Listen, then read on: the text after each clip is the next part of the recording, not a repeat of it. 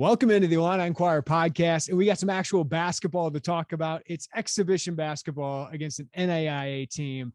But hey, we're going to talk about it with Mike LaTulip because we love talking hoops with him. I do want to hit on some Chicago Bulls at some point. We're doing this before the Bulls play the Knicks, which is a big game, but the 4-0 Bulls I want to hit on with Mike LaTulip as well. And we will, of course, do our VIP film room breakdown on the X Factors, Coleman Hawkins and Austin Hutcherson, as we like to talk to them or call them. But Michael LaTulip, 101-34 over St. Francis, about what you'd expect the number 11 team in the country to do against an NAIA team. What do you do when you watch an exhibition? Like, I sat there with Derek Piper saying, I don't know what I learned today. I mean, at times you're holding many grains of salt in your hand. But, you know, there's certain things that you can take from it. I think that you try to find certain things that you can potentially extrapolate to actual trends in the season. Like, what, you know, is this guy playing a role that he could play, or is this, you know, I thought they were really smart about the way that they went about this particular exhibition. And that's really what the strategy becomes when you have two exhibitions. You know, use the first one as kind of like, let's cycle through, let's get everybody in. You know, and then you have your second exhibition that's a lot more, and this is a tough team that they're playing here on Friday.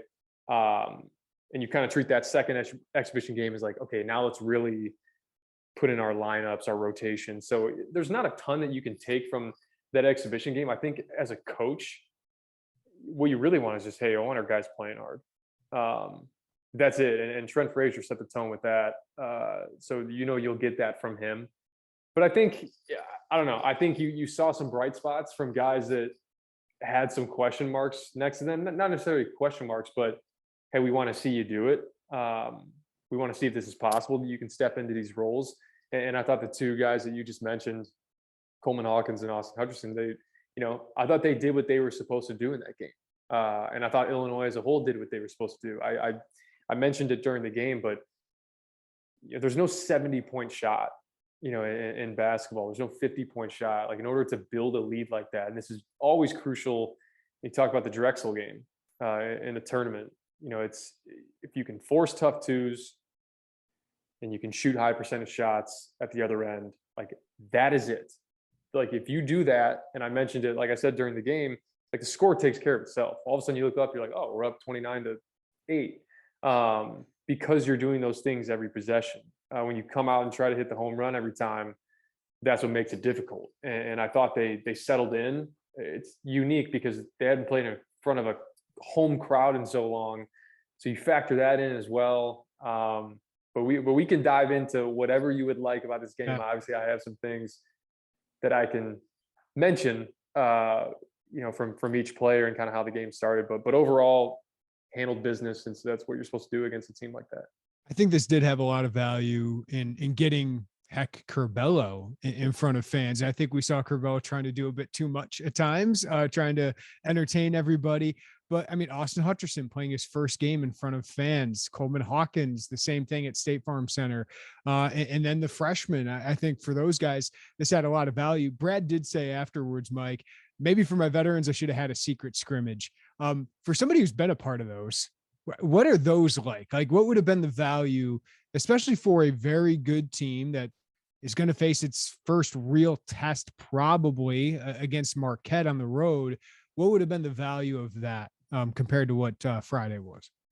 I think there's a lot of value to it, because you can really, when you have those closed door scrimmages, and we did them in the past. We played Xavier, we played Dayton, you know, and I think ultimately what you ended up finding was you could, as a coach too, and I noticed Gross would do this a little bit too, like you can truly experiment with certain things without really I don't want to say risk, but there's outside noise or people speculating too much, or, you know, this guy ends up playing 20 minutes in the exhibition, but why aren't you playing him? He played really well in the exhibition. Why aren't you playing him in the season opener? And you can try a lot of things that way. And then you can really kind of get a barometer and get a feel for where your team is at against a high major opponent or against a really good mid-major opponent. Like, that's what the benefit is. You, in those types of games, you're not going to use up a lot of your, I don't know, you're not going to use up a lot of your rotation. You're not going to put 13 guys in there. But the other things that we would do in those type of secret scrimmages was we would play an actual game. Like, we play a 40-minute game, and then we would, play against each other in like situational, like, 2 minutes left, full court pass, full court inbounds, sideline inbounds, late clock stuff. Like, you were working with that with another team, because you can get a certain look in practice every day, but there's something about practice where, as an offensive player, you know exactly where the defense is going to be. So that's why guys make more shots in practice. That's why guys, play better in practice, because you know exactly what you're supposed to be taking away, and you can go into those spots where you're going to have looks.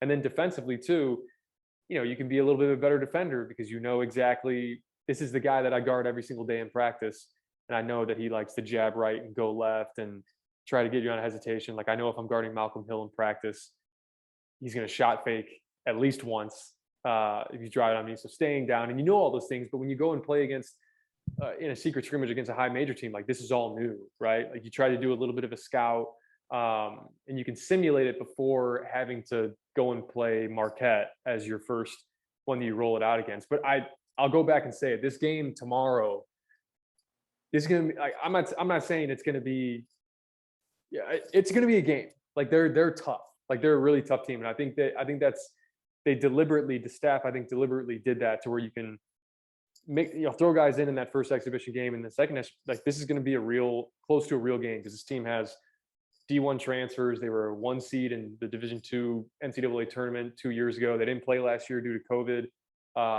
But 2 years in a row, they were a 1 seed in Division II, and they're good. So I mean, I think this is now, if it was 2 St. Francis in a row, then you're kind of like, well, okay, what do we really have? But I think you'll get a better idea of it tomorrow. I want to ask you about specifics of the last exhibition, Mike, but any secret scrimmage legends that you had in your time? I got one for you. I have a story for you, and it has to do with JP McCura. So I was redshirting, so I was sitting, I didn't dress for that scrimmage as my senior year, and I'm sitting there at the end of the bench with a few other guys, and I had seen JP McCura play, but until you're like around him, and you kind of see like, oh man, this dude is, like gator chomping in Madison, like doing all that stuff. Someone took a shot from the corner. I don't know who it was, but it was right by our bench. We were in like a little high school gym. Someone takes a shot from the corner, and JP McCura comes flying in and swats it off the wall. And we all stood up for the 3, and he swats it off the wall and turns to us. He's like, sit down, like, like, and it was just like, and then like, there was a scrum a couple minutes later, and who's at the bottom of the pile? It's JP McCura. So it's just, little things like that. And then we played Dayton as well. So that was a really high intensity game. And Aaron Cosby went off that game. People probably remember Aaron Cosby. But yeah, it's funny, because those types of games, there's not a crowd atmosphere. You don't have to talk on defense because it's not loud in there. And I think these types of exhibitions against St. Francis and whatnot, like, you can start building habits, good or bad habits, but you're building habits. And I think you saw that in the game. There were certain guys that I was really impressed with the way that they were communicating defensively, and Coleman Hawkins was one of those guys. Yeah. All right. So let's get into this. I don't know how much we can learn about Kofi Coburn running over people that are half his size, basically. Andre Cabell, 5 turnovers, obviously has to clean that up. But I was really impressed with Trent Frazier. I mean, he took over the game defensively for about a 5-minute stretch there. Anything about those 3 main guys? I mean, they're 3 of the top 100 players in college basketball, according to CBS Sports. I had Trent as my star of the game, even though he shot 3 of 9. But anything that, before we get into the nitty gritty, that you thought of those guys? Yeah, I mean, let's start with Kofi. It's just, it almost looks like illegal. It looks like he shouldn't be out there. But there's not much that you can really add to it with Kofi. I mean, I thought he was efficient. He finished around the rim. He altered shots. He blocked shots. Like, he did exactly what the preseason Big Ten Player of the Year should do against a team like that in pretty limited minutes. So that's about as much as I'll say about Kofi, because I'm not going to sit here and just word vomit things that weren't there. Like he played how Kofi should have played again in the minutes that he played. So Curbelo, you could tell like he was sped up. I think towards the end of last year, you started to see more of like a controlled chaos with Curbelo, and I thought to start off this game, and you got fans in the stands, and that excites him. I didn't think St. Francis sped him up. I think he sped himself up. And he really missed a couple reads early that I thought he would typically make. For example, they ran basically a high pick and roll. Kofi rolls to the rim. Curbelo is snaking back towards the middle of the floor with his left hand, and Trent Frazier's on the opposite side. And the guy you're reading is Trent. And this could be a film breakdown thing. I may even show it. I have it pulled up. The guy you're reading is Trent Frazier's guy. Okay, if Trent Frazier's guy tags in, you're hitting Trent Frazier. You're not hitting like I said, a double team is not a mismatch for Kofi. It's still advantage Kofi. But he had three guys there, and I thought Curbelo, he made the decision to throw it to Kofi. And if you're going to do that, okay, great, but you can't put it within reach of these other guys.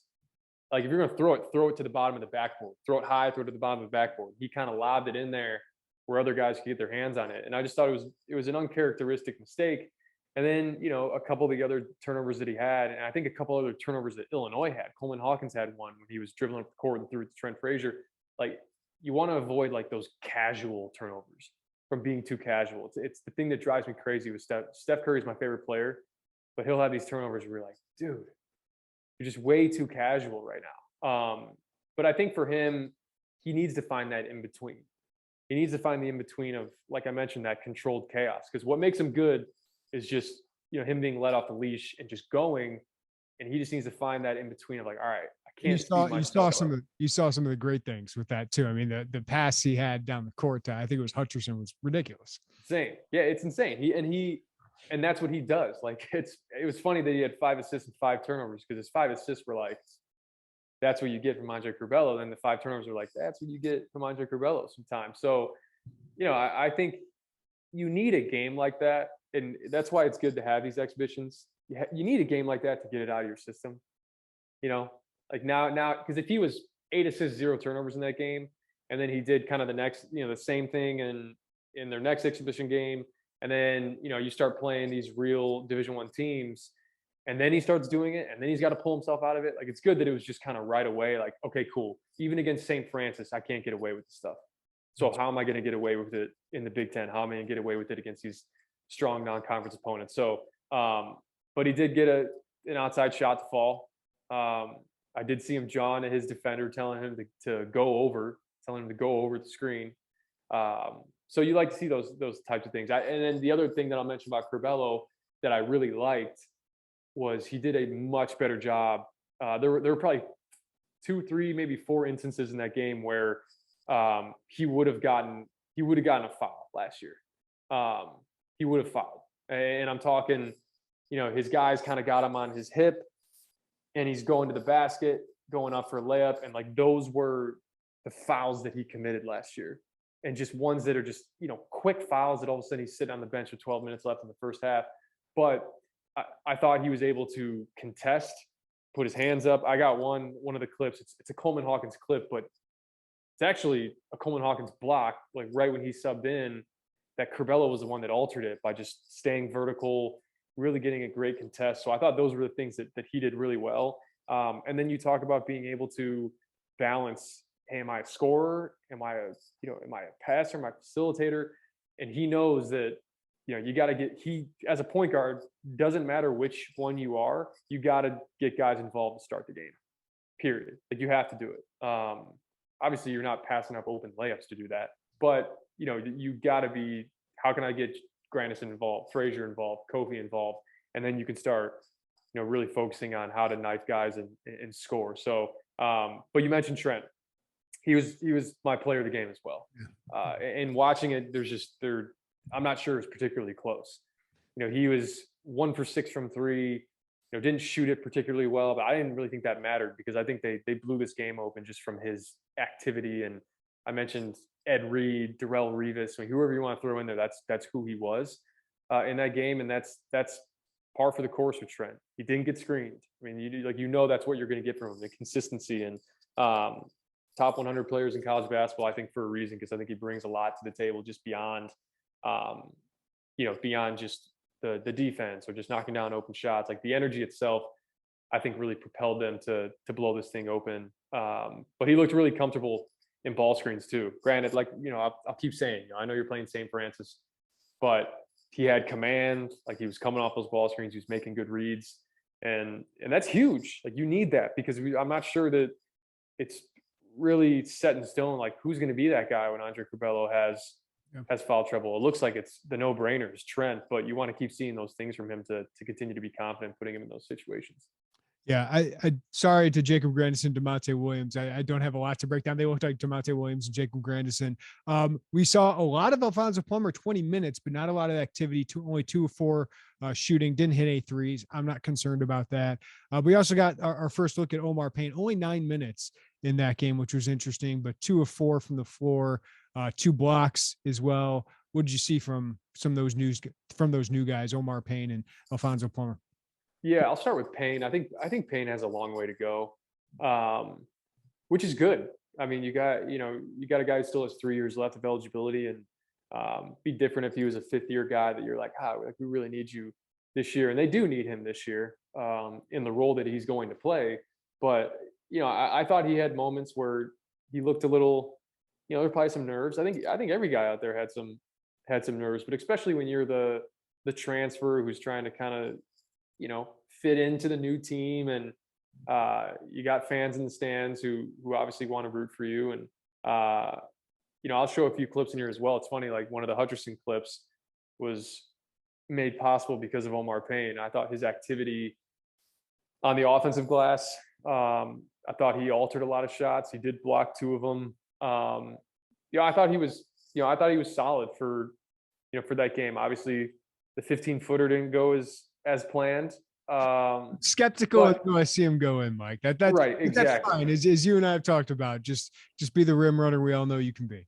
He doesn't need to be, he doesn't need to shoot 3 15-footers every game. That just doesn't need to be him. Like I always say, just be JaVale McGee. As much as I say that's like not an insulting comparison now. Like, rebound, block shots. Yeah, he's a champ. Rebound, block shots, run the floor. But like I said, you'll see in these clips, like he was, his activity running to the rim freed up other guys. That's what people don't realize about offensive rebounding. It's not just beating your guy head on and going and getting the ball. It's typically, making another guy have to commit to you and freeing up another guy. So I thought he did a good job of that. I'm interested to see how he progresses, because I do think that his improvement can really, really be valuable to this team. And then Plummer, it was a very Plummer stat line in the sense, forget the points, but no rebounds, no assists, no steals, no blocks, no turnovers. That's just he kind of knows who he is. You want to get in and help out on the boards and whatnot. You play 20 minutes, probably want to pull down 1 rebound, but sometimes the ball doesn't go your way. But I did think that the shots that he took looked like good shots. I didn't think he forced anything. He took it within the flow of the offense, which we've seen.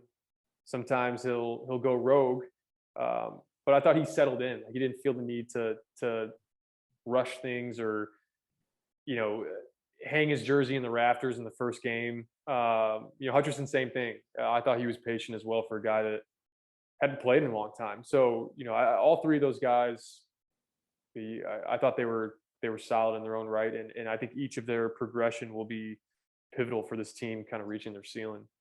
Okay, I think the 2 guys that we're going to focus on in the VIP foam room, so I'll have a much bigger breakdown here. The 2 guys I was really focused on in this game are 2 guys who are going to play in the rotation most likely, but we just haven't seen a lot of. Austin Hutcherson, let's start there. A nice debut. Like I am.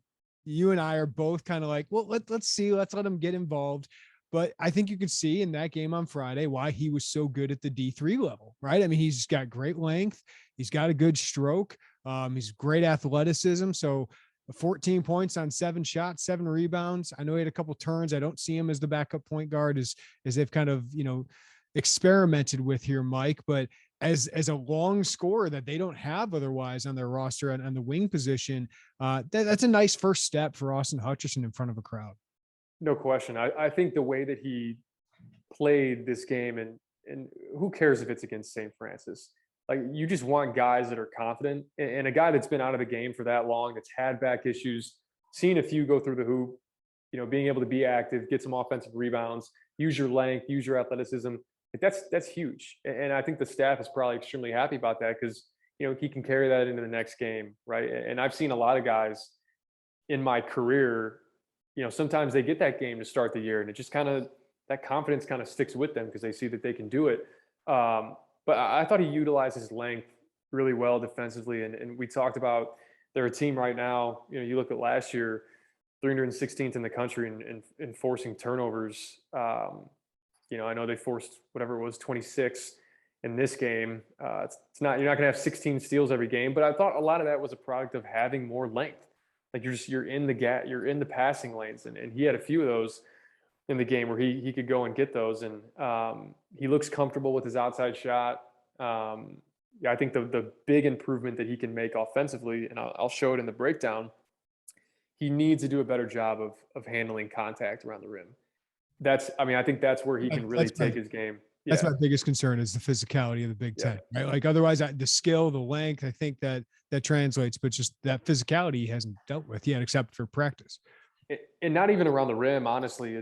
It was around the rim just in the St. Francis game, but you talk about Big Ten basketball, it's being able to deal with physicality handling the ball. That's a whole nother ball game when you have really, really good defenders night in and night out that are guarding you. And I think he and Grant, the beauty of it is he has the best strength coach in the country, bar none. And they'll definitely continue to work towards that, to where he can utilize, his body in ways that can not put him at a disadvantage, because it happened a couple times in the game. And he hit some outside shots, but those shots around the rim, it was funny. I know he had a breakaway layup, but or I guess a breakaway dunk, but he also had two he missed right at the rim, and then he had like a 17-foot floater, and then he hit some outside shots. So to put together all three levels and to be a true, 3-level scorer, which I think he's capable of doing, he just needs to be able to deal with that physicality around the rim. Mike, you mentioned something that I don't want to get too far off track, but you mentioned the best strength coach in the country, bar none. You've been around some different programs, so I'm wondering, why do you think that? Like, I hear that a lot with Adam Fletcher, but why do you think that? I think that because I do think I have the NCAA record for most strength coaches in a career. I had 3 at Illinois, I had 2 at Wright State, so I had 5. And nothing against other strength coaches that I've had, but this guy is on another level. Like, and I know this is a separate tangent, but it's something that needs to be said. But I think you can look at the recruits that Brad Underwood's brought in. You can look at guys he's gotten from the transfer portal. You could argue that him retaining and keeping Adam Fletcher was one of the biggest moves that he's made since he's been in Illinois. If not, in my opinion, the biggest. Because what people don't realize about a strength and conditioning coach, is that there's so much accountability that goes into strength and conditioning that you have to hold yourself accountable to in the weight room.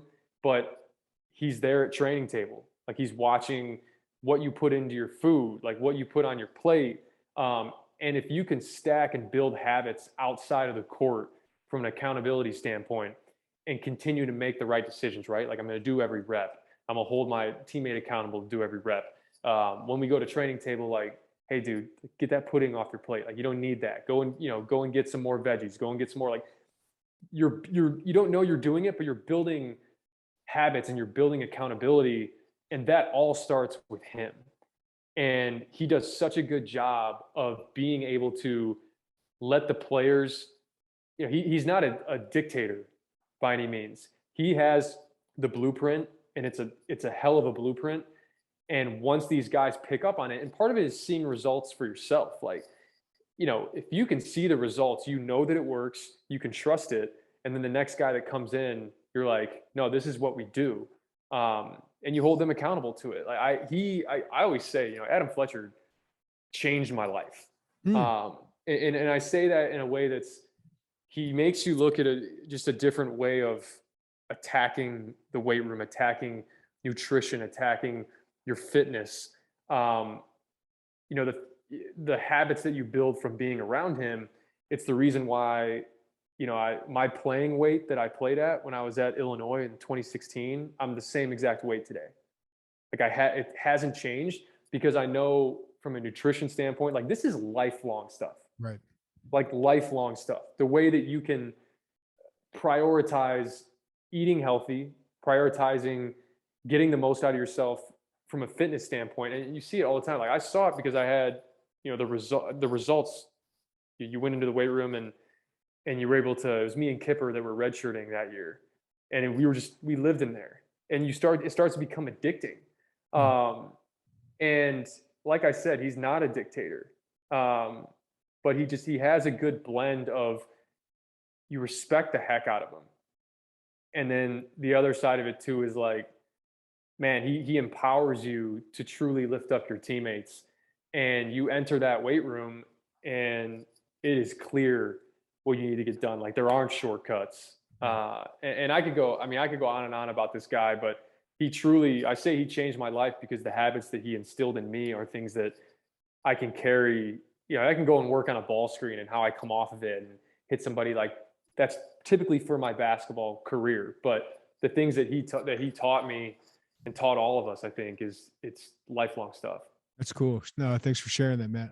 Let's get to Coleman Hawkins now, because Fletch is working with him a lot, and you can tell he's gained a little bit of strength. Still long. I don't think he'll ever be a jacked up guy, but Coleman, I thought in the press conference was really impressive, Mike, because he talked about, I had to take 1,000 shots for one shot that I'm going to get in the game.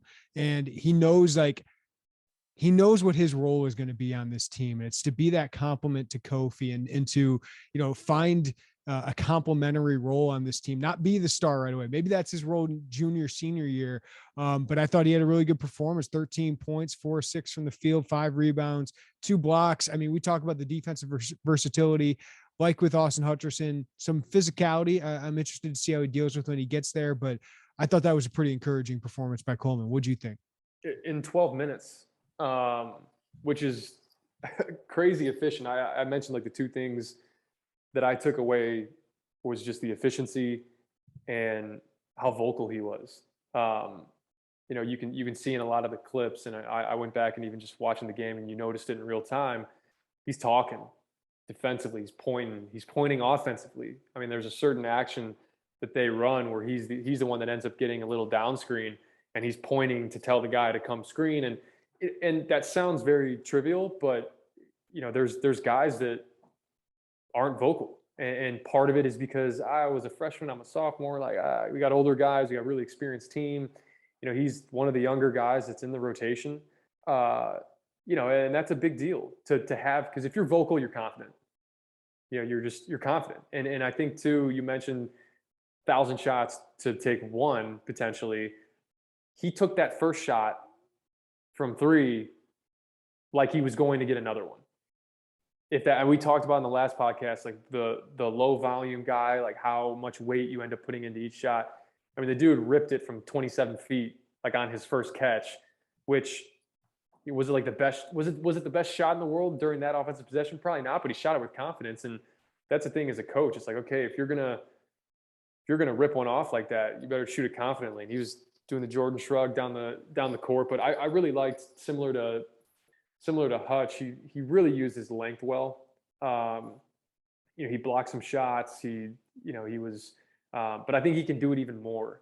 I think oftentimes, and I'll show this in the clips, but Kofi has a knack of, when he's on defense, he still has his arms out. And even if he's off the ball, like his arms are still out. And there's something to that, where if you can get guys who are all in a stance, who all have their arms out, it just shrinks the floor visually. Like it shrinks the floor. And right, does it play like mind games with the offense? It does. Like you just, gaps that you think are there aren't, that you think were there aren't really there.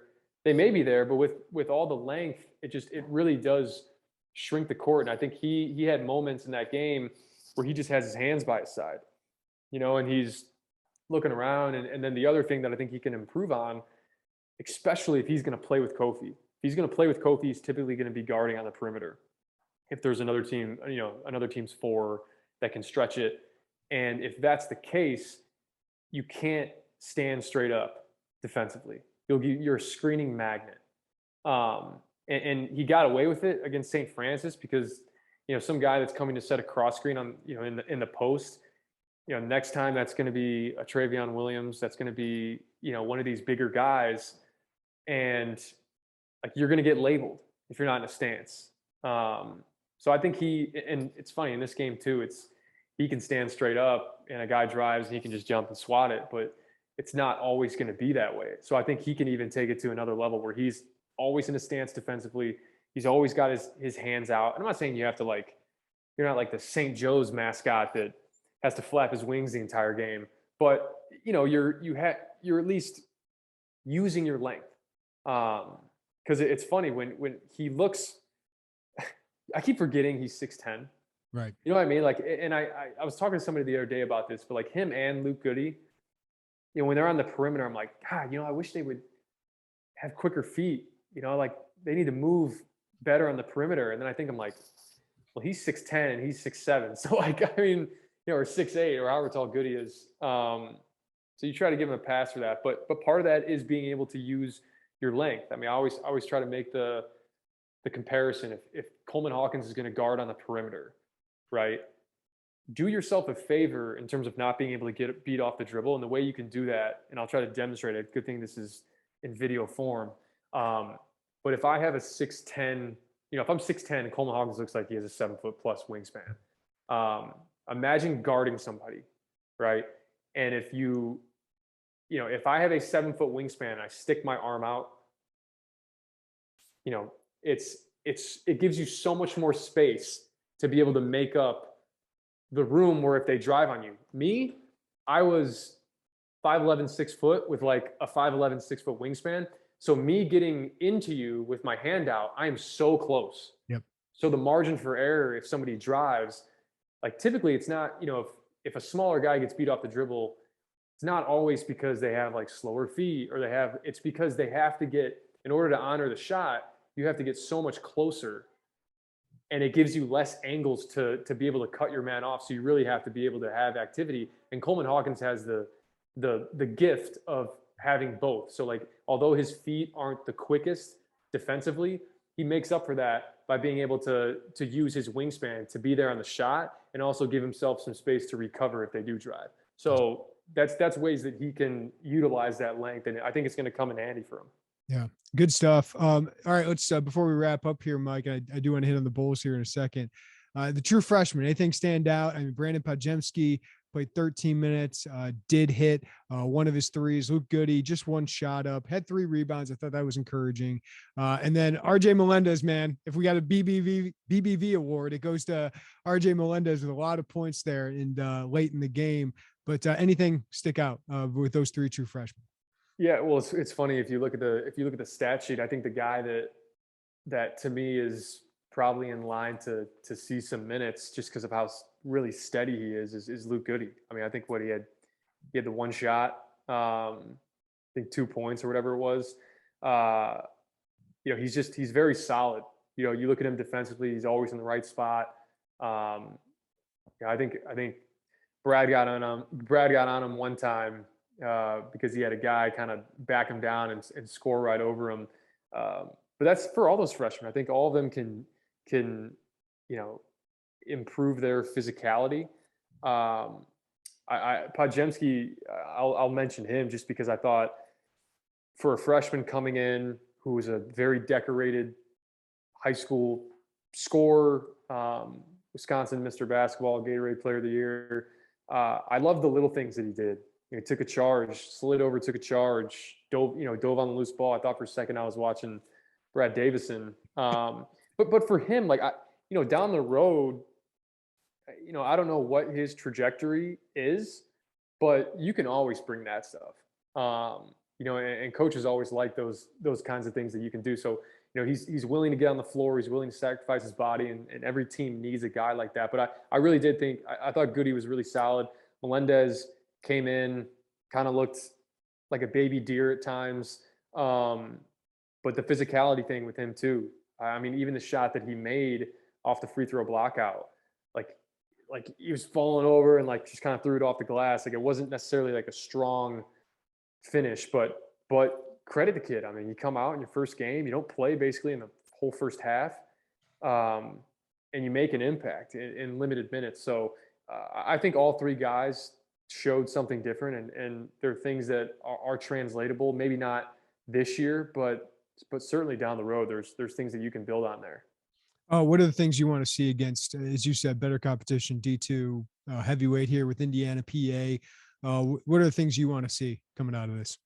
I'm interested to see kind of how they mix and match these lineups. You know, it was really like hockey shifts last game, trying to get guys in. Like this is going to be much more like a normal game. So seeing, you know, what those different, I guess, mixes of lineups are. I mean, well, what does it look like with Coleman Hawkins at the 5? What does it look like, you know, if you probably don't play Kofi and Omar together, but if that does happen, you know, what does that look like? But you want to see the same level of energy. I mean, everybody should feed off of Trent Frazier because you know he's going to bring it in this game too. I think if you look for Andre Curbelo, I would be shocked. I would be shocked if he gets up to 5 turnovers again. I think he's just going to be more. It's not even safe with the ball, but just I thought a lot of his turnovers in that game just came from indecision.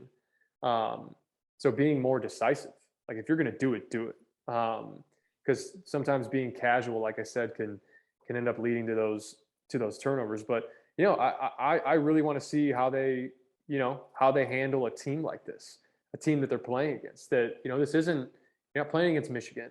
You know, this isn't like this is Indiana, PA, and you got to get up for this game.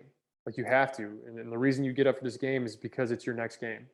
That just has to be non-negotiable. So this first group, whoever they roll out there and start, whether it's the same group or they mix it up, like that, you have to show and impose your will in that first 5 minutes. We talk about it. I know we talked about it last year, but if you give this team the idea in the first 5 to 10 minutes that they can hang, they'll hang. They're that good. This is a really, really good.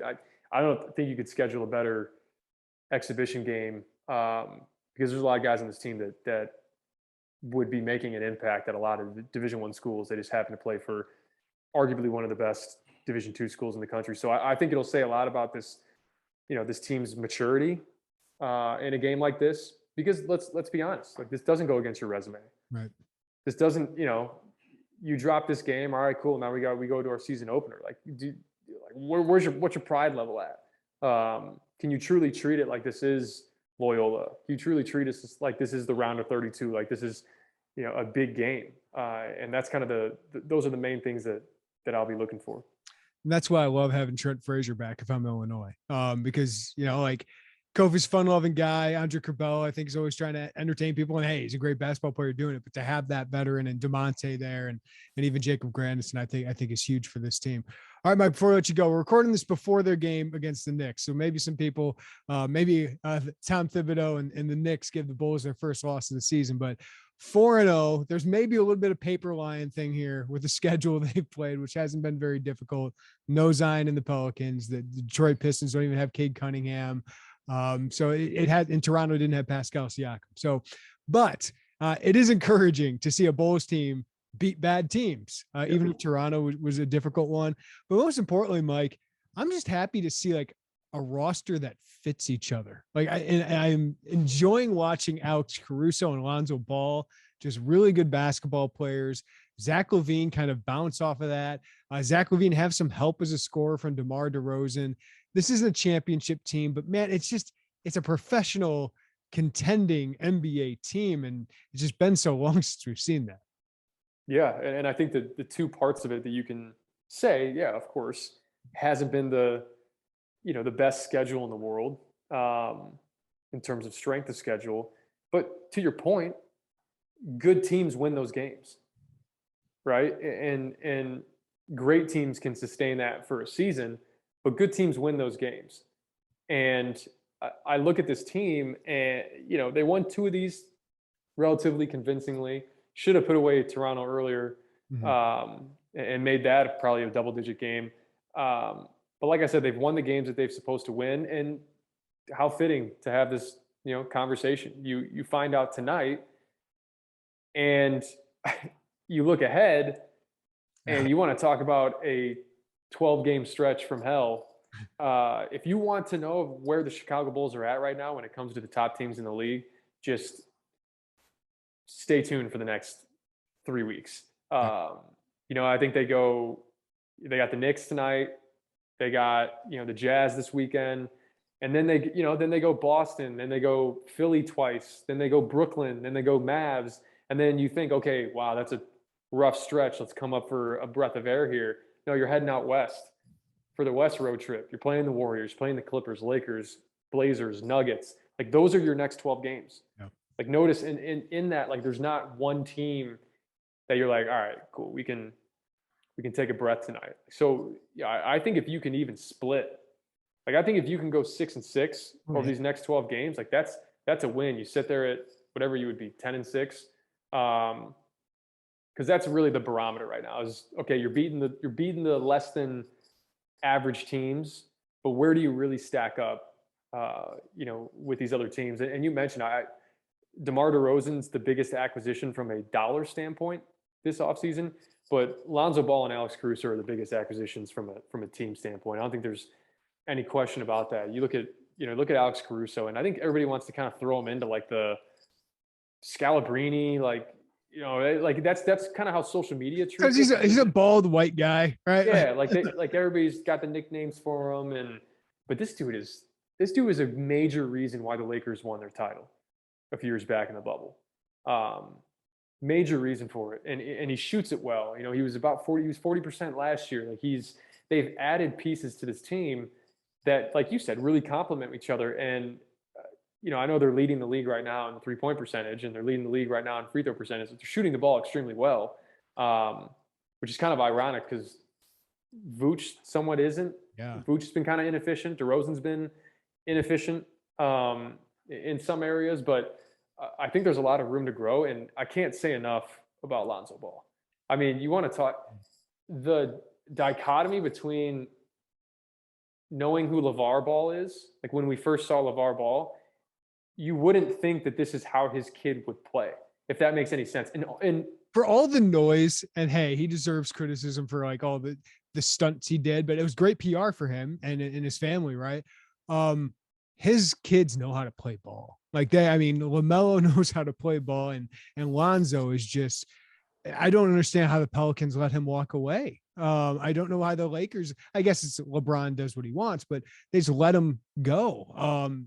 And I know they got Anthony Davis back, right? So it worked out for him, but Alonzo's a heck of a basketball player. I don't know if he's ever going to be an all-star, Mike, because he might not score enough for that, but he's as valuable as an all-star. I agree. I think when you watch him, and when I first watched him at UCLA, the reason I really loved watching him is because he always makes the right play.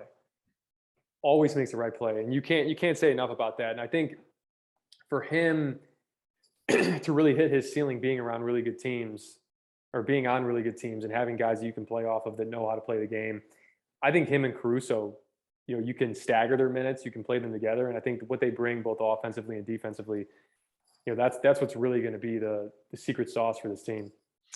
Just before I let you go, most people just want to know about Io. Played 2 games so far. Looks like he's about the 10th man here, right? And when Kobe White comes back, maybe he has a G League stint. But no, I actually talked to Brad Underwood, and I told him after Friday's game, I said, hey, Io got 11 minutes. And he said the best thing is not only does Billy Donovan love him, but Zach LaVine and DeMar DeRozan love him. And those are 2 guys outside of the front office that have the most job security there. Well, look at how the league works now. It is a player-run league, and it has really turned that way. So if you can, get in the good graces of guys that are cornerstones of a franchise, like, they'll vouch for you, and front offices listen. So I think he's still going to spend time for the Windy City Bulls. I think it'll be really good for him, honestly. But I do like to see. It's really, really encouraging to see how he's somewhat.